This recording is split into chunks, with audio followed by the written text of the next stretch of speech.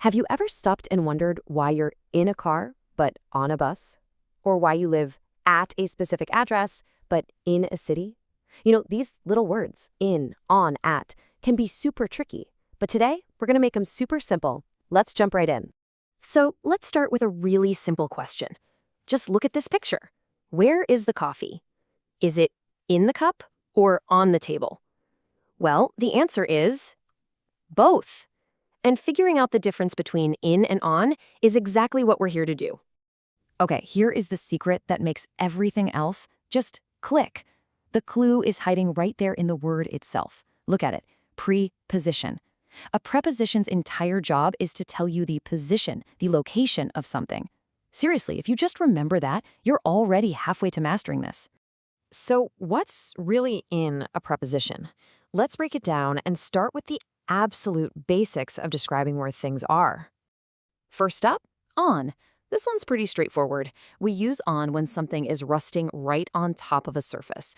The cup is physically on the surface of the table. Simple as that. But what about the coffee itself? Well, that's in the cup.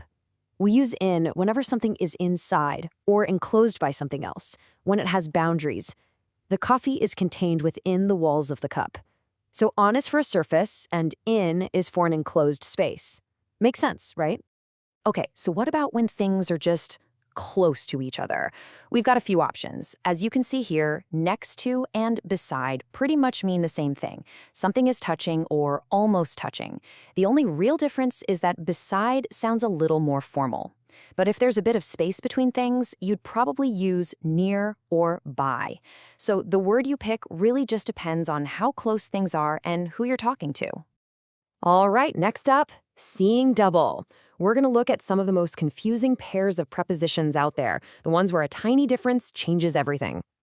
First on the list, over versus above.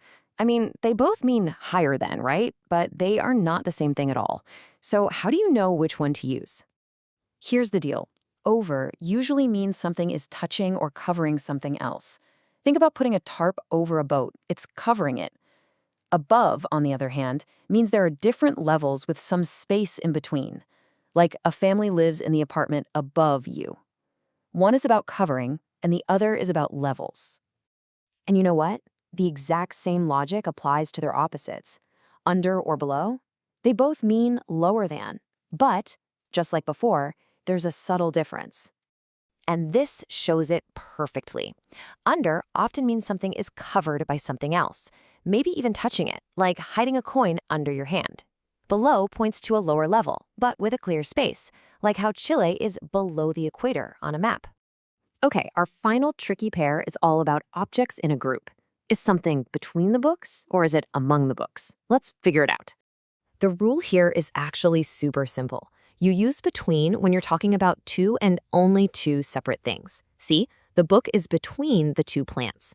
You use among when you're talking about something being part of a bigger group, like three or more things.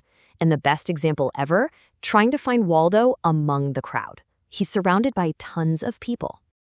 And now it's time for the main event. We're going to tackle the big three: in, on, and at. Don't worry, I have a really easy way for you to remember the rules for these guys. I want you to picture a pyramid. At the very bottom, the biggest, widest part, we have in. We use in for the largest, most general locations, like countries, cities, or neighborhoods. Then in the middle, we get a little more specific with on, which we use for surfaces like streets and roads. And finally, at the very top, the sharpest point, we have at. That's for the most specific location possible, an exact address. So you live in a country, on a street, and at a specific house number. See? Big to small. Of course, English just loves to have exceptions, right? And these are a few that you pretty much just have to memorize. It's always at home. And check out this difference. A patient is in the hospital, but if you're just visiting or working there, you're at the hospital. Same thing with school. Being in school means you're part of the education system, but being at school means you are physically inside the building. Now, what about when we're talking about transportation? Here's an amazing little trick. You use on for big vehicles, things you can stand up and walk around on, like a bus, a train, or a plane.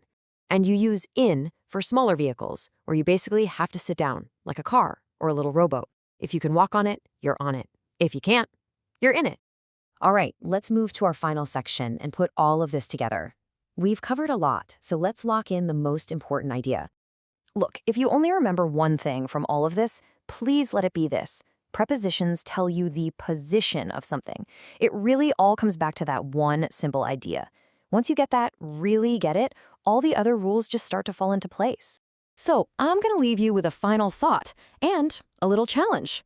Just for a second, pause and look around you wherever you are right now. How many prepositions can you use to describe what you see? Is your phone on the desk? Are you sitting in a chair, at your home, in your city? Go on, try it. Put what you've learned into practice, and you'll be a pro in no time.